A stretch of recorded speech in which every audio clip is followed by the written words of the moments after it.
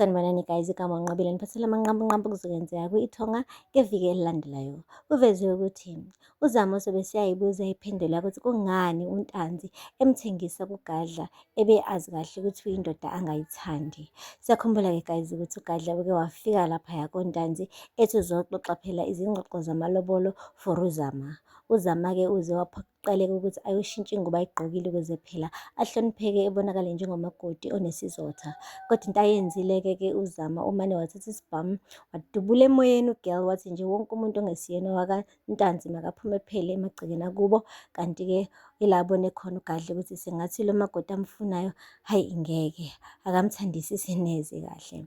Kuveziwe guys ukuthi kuleli viki elizoqala uZama uzogcina ephoqelekile ngempela ukuthi agcine emthathile uGadla amenze umkhwenyana wakhe. Kanti-ke usuku lwabo lomshado kuZama kuzobe kungathi nje usuku lwakhe lomngcwabo, kuzobe nje kungemnandi neze, kubonakala nje ukuthi lo muntu ayomshada akamthandi ngokusuka ngaphakathi ekujuleni kwenhliziyo yakhe.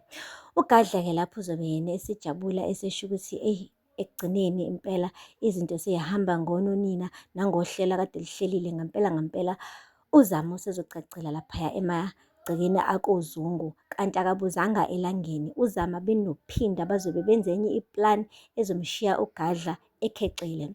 Kuvezwe ukuthi kuzoba khona ukulwisana okubi kabi phakathi kukaGadla noPhinda noZama, okuzogcina impela sekulimala umuntu osondelene kakhulu nenhliziyo kaPhinda. Siyakhumbula-ke guys ukuthi uPhinda akukaze kwaba yimfihlo ukuthi uyayithandela uZama.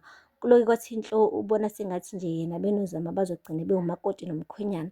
Manje mase kufika uGadla ubona sengathi-ke manje usezomphuca iqatha emlonyeni. Yingakho-ke naye emsizile uZama ukuthi aphunyuke emlonyeni wengwenya owuGadla. Kanti akazi ukuthi ngokwenze njalo uzobe-ke naye seyidonsela amanzi ngomsele, gcina sekulimala umuntu osondelene naye. Siyazi-ke guys ukuthi akekho umuntu osondelene kakhulu noPhinda okudlula uma wakhe uMamFethu. Asithembe ukuthi-ke akuzogcina sekubonakala uMamFethu elimala ngenxa yokuthi uPhinda bezama ukusiza uZama ukuthi angagcini egana uGadla. Kuphinde kwavezwa-ke ukuthi nomfo wakwaMagwaza-ke impela uSanele kuzobe kumshubele ngempela ngoba naye uzoleke kushiwo kuthiwa akasayine i-contract eno-fraud phakathi. Kanti siyamazi-ke uSanele guys, into nje ene-fraud akahambisani neze nayo kahle. Umndeni wakhe uzoloko umgqugquzelile ukuthi hayi bo bhuti sayina le contract, indlela ekusetshenziswa ngayo la kule mkhakha le yamathenda nama-construction. Kodwa-ke uSanele usamile ekutheni into ene-fraud phakathi yena akayingeni. Ngisho noma thiwa-ke ibeka umndeni wakhe engcupheni, impela nje uncamela kona ukuthi kufa umuntu kunokuthi asayine nge-signature yakhe into enobukhonyovu nengekho emthethweni. Guys, aphela lapho-ke amanqampunqampu, ningakhohlwa ukusubscribe, ni-like, ni-comment, ningakhohlwa futhi nokulandela amazwibela azoqala ngeviki elandela ngoMsombuluko kuze kube uLwesihlanu. Until next time, bye. Sanibonani guys, igama uNqabile niphathela amanqampunqampu kuzokwenzeka kwi-Itonga ngeviki elilandelayo. Kuveze